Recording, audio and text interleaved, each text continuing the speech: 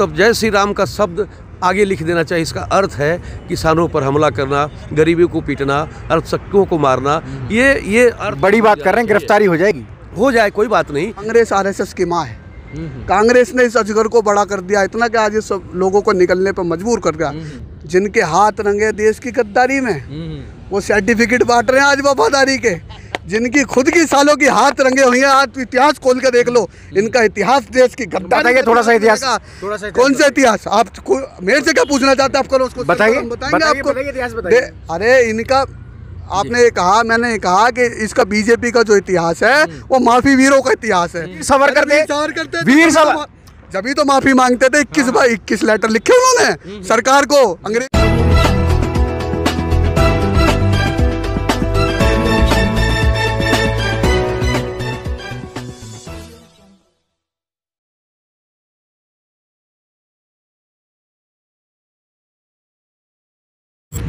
दोस्तों नमस्कार, स्वागत है आप सभी का। मैं विकास एक बार फिर से गाजीपुर बॉर्डर पे। और अभी सबसे बड़ी खबर ये है कि जो आंदोलनकारी, जो भी किसान आंदोलनकारी अपने अपने घर जा रहे हैं मिलने के लिए अपने परिवार से, उन लोगों को गिरफ्तार किया जा रहा है। हिमाचल प्रदेश की एक वीडियो वायरल हुई है जिसमें तमाम सिख कम्युनिटी के लोग थे और वो सिंघू बॉर्डर से वहाँ गए थे घूमने के लिए, तो उनको गिरफ्तार कर लिया गया। जबकि हमारे देश का संविधान है, संविधान का अनुच्छेद 19 या आर्टिकल 19 है, वो कहता है कि लोकतंत्र में अपनी विचार अभिव्यक्ति की पूरी आज़ादी है उस आर्टिकल के अनुसार। लेकिन अब क्या हो रहा है, लगातार जो अभी किसानों की गिरफ्तारियां हो रही हैं, वो अगर अपने घर जा रहे हैं वापस, तो उनको लगातार उठाकर जेल में बंद किया जा रहा है। जबकि आर्टिकल 19 ये कहता है कि आपको अपनी विचार अभिव्यक्ति की आज़ादी है। तो ये किस तरीके का लोकतंत्र देश में अब चल रहा है? यही बात साधना जी से जो पूछ रहे थे, उन्होंने भटक कर बोली, लेकिन मैं आपको बता रहा हूँ, मैं खुद ही ला किया हूँ। जहाँ लोकतंत्र में अपोजिशन की आवाज़ दबा दी जाती है या दबाई जाती है, वो जो दिशा बनती है, वो देश तानाशाही की ओर जा रहा है। ये मैं कहना चाहता हूँ कि देश वर्तमान में तानाशाही की ओर जा रहा है। जब अपोजिशन की आवाज़ दबाई जाए, गिरफ्तारी की जाए, उनको दमन किया जाए, तब देश की सरकार तानाशाही की ओर बढ़ती है और हमारी देश की सरकार तानाशाही की ओर जा रही है। मेरा आपसे ये कहना है। हालांकि आपने जस्टिस लिखा है, भारत में किसानों के नेता, अभी तक कोई किसान नाम नहीं लेता है। इस मंच पर मैं कल प्रस्ताव भी रखूँगा कि भारत में सबसे पहले किसानों का नेता ज्योतिबा फुले थे, जिन्होंने 2 किताब लिखी है जो पूरे देश के अंदर वो प्रचलित किताब है। वो है किसान का कोड़ा और दूसरा है गुलामगिरी। और गुलामगिरी और किसान की कोड़ा से उन्होंने कुछ किसानों की दुर्दशा और जो जमींदार मारते थे किसानों को कोड़ा, उसके बारे में उन्होंने जिक्र किया है। और आज हमारी सरकार जो किसानों पर कोड़ा चला रही है, वो कोड़ा ही है। आज जो भी आप कह रहे हैं किसान जा रहे हैं तो उनके कदम की गिरफ्तारी हो रही है। हमारी उत्तर प्रदेश की सरकार तो केंद्र की सरकार से भी तानाशाह हो गई है, इसलिए कि वो चाह रहे हैं कि उत्तर प्रदेश से कहीं आवाज़ न उठे। तानाशाही होने का मतलब क्या? आखिर लोगों ने वोट दिया, आपको चुना, आपको काम करने के लिए बिठाया गया वहाँ, लेकिन अब आप तानाशाह बन गए, तो दिखाना क्या चाहते हैं? तानाशाह बन के सरकार दिखाना ये चाहती है कि हम सरकार जनता की बात नहीं मानेंगे। अब जब कोई सरकार डेमोक्रेटिक सरकार होती है, वो जनता की बात को मानती है। अगर हमारी डेमोक्रेटिक सरकार है तो तत्काल देर इतने दिन से आंदोलन चल रहा है उसको तुरंत वापस ले लेती, इसलिए कि उसमें बेइज्जती और इज्जत का मामला नहीं होता है, वो तो निर्णय का मामला है। जिसके लिए आप निर्णय सुना रहे हैं वो कह रहा है कि हमको ये पसंद नहीं है, तो देर उनको निरस्त कर देना चाहिए। तो तानाशाही का मतलब यही है कि जब लोकतंत्र में आवाज़ दमन होती है, वो ही तानाशाही को जाता है। दूसरी बात ये मैं बात बताना आपसे चाहता हूँ कि ये हमको सिर्फ बोलने का मामला शौक वाला नहीं है, हम बहुत गंभीरता से बात कर रहा हूँ कि अभी देश के अंदर जो किसान लड़ रहे हैं, अभी नारे लगाए जा रहे हैं। अभी हमारी सरकार टुकड़े टुकड़े गैंग कह रही है, अभी बोल रही थी साधना जी ना, टुकड़े टुकड़े गैंग, अर्बन नक्सली, माओवादी, जो भी है। अब कोई भी ऐसा अस्त्र नहीं बचा है कि वो कदम है कि वो किसानों को उपमा दे सके। और भी कुछ हो तो उपमा दे दें, एकदम वो तो आतंकवादी कह ही रहे हैं, पाकिस्तानी भी कह रहे हैं, कभी चीनी कहेंगे, कहीं अमेरिकी, ये सब कहेंगे। लेकिन मेरा एक आपसे निवेदन है कि आज देश के अंदर जिस तरीके से जय श्री राम बोला जा रहा है, राम का नाम जिस तरीके से पूरे देश में लिया जा रहा है जय श्री राम कह करके, तो मैं देखने में आ रहा है कि जिस तरह से इस तरह से शब्दों का डिक्शनरी में जुड़ जाना चाहिए अर्बन नक्सली इस तरह से, उसी तरह से जय श्री राम बोलने वालों का शब्द अर्थ भी जुड़ जाना चाहिए कि किसानों का विरोध करना, गरीबों को मारना, अल्पसंख्यक को पीटना, ये सब जो है तब जय श्री राम का शब्द आगे लिख देना चाहिए। इसका अर्थ है किसानों पर हमला करना, गरीबों को पीटना, अल्पसंख्यकों को मारना, ये अर्थ। बड़ी बात कर रहे हैं, गिरफ्तारी हो जाएगी, हो जाए कोई बात नहीं, लेकिन अगर यही बात दिखाई दे रही है, क्योंकि हम देख रहे हैं झंडा टांग करके इन किसानों को नकली किसान कह रहे हैं लोग, नकली किसान, तो अब नकली किसान के खिलाफ असली किसान कह करके जो नकली है उनको खड़ा किया जा रहा है। तो मैं देख रहा हूँ कि देश के अंदर राम का नाम बदनाम करने की जो चीज़ें खड़ी हो रही है, ऐसा प्रतीत हो रहा है, ऐसा ही देखने को मुझे मिल रहा है, इसलिए करो। दूसरी बात यह है न्यायपालिका पर मेरा ये कहना है, न्यायपालिका 4 लोगों को चयन किया है। न्यायपालिका जब बात दाखिल किया जाता है तो प्रतिवाद भी दाखिल होते हैं, तो प्रतिवाद दाखिल होगा तो जो वादकार जो जांच कमेटी उन्होंने गठन किया है, अगर किसानों ने ये बाहर कर दिया है कि मैं उन पर कोई विश्वास नहीं है, पहले से ही समर्थक है, तो न्यायपालिका को देर उनको निरस्त भी कर देना चाहिए और तत्काल एक नई कमेटी बना देना चाहिए, क्योंकि हमारा ऑफेंस है कि वो हमारा विश्वास है ही नहीं। तो न्यायपालिका तो लोगों को वकील भी दे देती है चर्चा करने के लिए उनके, तो हम कह रहे हैं कि जो उन्होंने 4 कमेटी गठन किया है वो उसके जगह पर अगर इतराज है तो नया कमेटी वो जो है उन्होंने बना देना चाहिए। जी, तो अभी आपने इन्हें सुना, लोकतंत्र की बात लगातार कांग्रेस की बात हो रही है, देश के युवा हैं। जी आइए जी, लगातार ये भी वेट कर रहे हैं अपनी बात रखने का, क्या कहना चाहेंगे? क्या युवा इस समय अपने आप को कैसा महसूस कर रहा है इस लोकतंत्र में? मैं पहले तो बताना चाहता हूँ, मैं अमरावती महाराष्ट्र से हूँ और मेरी वहाँ पे एक समिति है, नवजागरण मनीषी व क्रांतिकारी स्मरण समिति।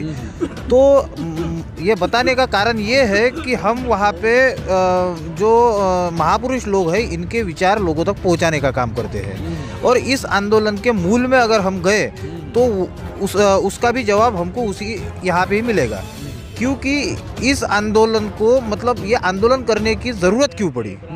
ये जो फैसिज्म जो आज भारत में है, ये सही में क्या आज से ही है? क्या एक ही दिन में सरकार इस तरह से काम करने लगी? इससे पहले कभी नहीं हुआ? क्या कांग्रेस गवर्नमेंट में ऐसे काम नहीं हुए? क्या कांग्रेस गवर्नमेंट में जनता की आवाज़ को दबाया नहीं गया? ये सब चीज़ें पहले भी होती रही है।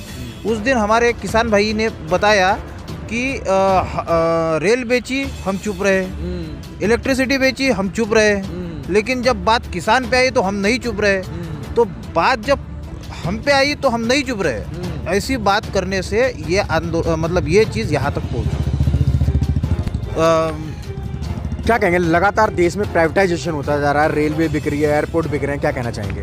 देखिए, आपने अभी बहुत अच्छा एक सवाल पूछा था पहले, वो सवाल करोस हो गया, उसका जवाब नहीं आया। मैं उस बारे से शुरू करना चाहता हूँ। आर्टिकल 19, हाँ, उसमें ये है, जैसे आप कहते हैं कि ये प्राइवेट हो रहा है, वो संविदा पे जा रहा है, वो ठेके पे जा रहा है। आपको एक बड़ी दिलचस्प बात बता रहा हूँ, सच्चाई है, दिल से बोल रहा हूँ, इस देश का लोकतंत्र ठेके पे चला गया। राम मनोहर लोहिया ने कहा था, जब सड़क सुनसान हो जाएगी तो ये संसद वीरान हो जाएगी। आज वही काम हो रहे हैं, वो फैसले आ रहे हैं जो आज तक हमारे भारतवर्ष के 47 की आज़ादी के बाद से, वो है ना हमारा नारा कि पहले लड़े थे गोरों से, अब लड़ेंगे चोरों से। आज हो क्या रहा है, ऐसे ही फैसले आ रहे हैं जो लोगों के हक हकूक़ को छीनने का काम कर रहे हैं, सांस लेने में दिक्कत पैदा कर रहे हैं। आज सिर्फ उसकी बात है। अरे एक व्यक्ति हर चीज़ को कैसे खरीद रहा है। भाई मैं ये कह रहा हूँ कि मुझे ब्रेड मुझे ब्रेड पकौड़ा नहीं खाना, आप कह रहे हैं मैंने तो बहुत बढ़िया बना, मैं कह रहा हूँ भाई मैं नहीं खा रहा, मेरी बीमारी है, मत खिला, मैं खा, बहुत बढ़िया तेल लिया बना, ज़बरदस्ती आप मेरे मुंह में ठूस रहे हो। तो ये कौन सी आपकी लोकतंत्र में मैंने आपको चुना है, आपने मुझे नहीं चुना है। हम जिस चीज़ को कहेंगे कि आप इस पर कानून बनाइए तो आपका हक बनता है आप कानून बनाओ, लेकिन जब किसान इस बात को कह रहा है कि कानून हमें ये पसंद नहीं है, तो आपको रद्द करने में दिक्कत क्या आ रही है? आपकी डिक्टेटरशिप है या लोकतंत्र है देश के अंदर? जो हिटलर की चाल चलेगा वो हिटलर की मौत मरेगा। दूसरा एक चीज़ इसके साथ आपसे जोड़ना चाहता हूँ, हमारे देश में या जो पावर का एक माध्यम है वह है चुनाव। ये चुनाव होते हैं, इलेक्ट होता आदमी और चल के पार्लियामेंट में, संसद में, विधान परिषदों में, विधानसभा में जावे, उसके अंदर ये है कि अब बीजेपी को कहीं ना कहीं 2014 के बाद ये हो रहा है कि जहाँ जहाँ चुनाव हो रहे हैं हम तो चुनाव सारे जीत रहे हैं, तो पब्लिक तो हमारे सपोर्ट में है, क्योंकि लोकतंत्र का पैमाना पावर का क्या है, चुनाव है। अगर आप चुनाव हार रहे हो तो आपको आपकी पब्लिक में जनमत आपको स्वीकार नहीं कर रहा, आप चुनाव जीत रहे हो सारे। इनके दिमाग में ये बात अच्छे से बैठ गई है कि हम चुनाव जीत रहे हैं तो इसका मतलब पब्लिक हमारे साथ है। लेकिन ये किसान आंदोलन ऐसा खड़ा हुआ है 2014 के पहले एक काना हरामदेव था, एक कोई अन्ना हजारी आया था, ये एक मंजन बेच के भाग गया, एक पब्लिक को बेच के भाग गया, एक मंजन बेच के भागा, एक पब्लिक को बेच के भागा। अब ये पहली बार ऐसा किसान आंदोलन खड़ा हुआ है जो इस सरकार की नाक में दम कर देगा। इस सरकार को लोकतंत्र पे सरकार चला, कैसे नाक में दम करेगा? 56 दिन तो हो गए, 56 दिन हो गए, 130 ये भी जोड़ो इसके साथ, 130 आदमी भी खत्म हो गए। लेकिन हर आंदोलन क्रांति मांगता है, कुर्बानी मांगता है। ये कितने साल से चिल्ला रहे थे, भड़का रहे थे लोगों को, अब जाके सत्ता में आए हैं। और मैं इसमें ये भी जोड़ना चाहता हूँ, कांग्रेस RSS की माँ है। कांग्रेस ने इस अजगर को बड़ा कर दिया इतना कि आज ये सब लोगों को निकलने पर मजबूर कर दिया। और आज ये जो देशभक्ति के सबको देशद्रोही, नक्सलाइट, ये वो पता नहीं अगड़म सगड़म क्या क्या, छोटी कर रहा हूँ बात, खालिस्तानी जिनके हाथ रंगे देश की गद्दारी में, वो सर्टिफिकेट बांट रहे हैं आज वफादारी के। जिनकी खुद की सालों की हाथ रंगे हुए हैं, आज इतिहास खोल के देख लो, इनका इतिहास देश की गद्दारी। थोड़ा सा इतिहास, कौन सा इतिहास? आप मेरे से क्या पूछना चाहते हैं? आप करो उसको, बताइए, बताएंगे आपको। इतिहास बताइए। अरे इनका, आपने ये कहा, मैंने कहा कि इसका बीजेपी का जो इतिहास है वो माफी वीरों का इतिहास है। बताइए, 2-4 माफी वीरों के नाम बताइए। अरे हमारे सावरकर भाई थे, वो बेचारे माफी मांगते थे, वो वीर सावरकर थे, वीर सावरकर जब तो माफी मांगते थे। 21 लेटर लिखे उन्होंने सरकार को, अंग्रेजी हुकूमत को, मुझे माफ कर दो, कहीं फांसी ना हो जाए काले पानी। इनका इतिहास और हमारा इतिहास उधम सिंह का इतिहास है, घर में घुस के मारने का इतिहास है, मारा जनरल डायर को बढ़ के वहाँ। तो ये कहना चाहता हूँ। और ये जो अमिताभ, ये आपकी बात, ये धर्मेंद्र जी जिन्होंने इस देश ने उन्हें, जिन्होंने एक मिनट सुनिए, इस देश ने उन्हें प्यार करके वहाँ तक पहुँचाया, उनका लड़का सांसद है पठानकोट से कहाँ से है? पंजाब में। आज उनके शब्द नहीं निकलता मुंह से। वही व्यक्ति है जो चिल्लाता था तारीख पे तारीख, यानी कि सब ये फिल्मी डायलॉग थे जमीन पे। इन लोगों के अंदर 100% भी ईमानदारी नहीं है। तो आप इस चीज को देखिए। 2.5 किलो का हाथ खामोश है। वो तो ये कहता था काशीनाथ है ना, काशीनाथ कातिया का कुत्ता बन गया। देख रहे हैं आप क्या हो रहा है। और उनकी मदर जी हैं, इनकी हमारी धर्मेंद्र जी की दूसरी वाइफ, वो आती है गेहूं काटने। नहीं, वो तो कह रही किसानों को समझ में नहीं आ रहा है। उन्हें समझ आ रहा तो वो समझा दे। वो उन्हें इसलिए ज़्यादा समझ में आ रहा है क्योंकि 2 बार वहाँ बिना कुछ करे चुनाव जीत गई हैं। तो है, मैं चुनाव जीत जाऊँगा, मैं भी ऐसी बोलने लगूंगा। बाकी अपने किसान भाइयों को एक आखिरी बात डेडिकेटेड करके अपनी बात ख़त्म करना चाहता हूँ। टूटेंगी तलवारें टकरा कर तुमसे और हो जाएंगे दुश्मन के तरकस खाली। हर जंगे मैदान में खुलकर लड़ो, वक्त से पहले तुम्हें मौत नहीं आने वाली। जय हिंद, जय भारत, जय किसान,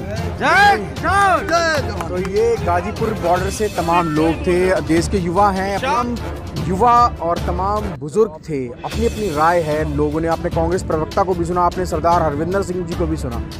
गुस्सा है, जब लोकतंत्र खत्म होता है तो कहीं गुस्सा जरूर आता है, युवा को भी आता है, बुजुर्ग को भी आता है। समझना इस सरकार को है कि वो अब क्या करना चाहती है। 56 दिन से ये लोग दिल्ली के तमाम बॉर्डरों पे पड़े हुए हैं, लेकिन फैसला अभी भी नहीं आया। हाँ, ये जरूर सुनने में आया कि सरकार ने 2 साल के लिए इस कानून को रद्द कर दिया है। तमाम खबरों के लिए आप देखते रहिए जस्टिस टीवी इंडिया।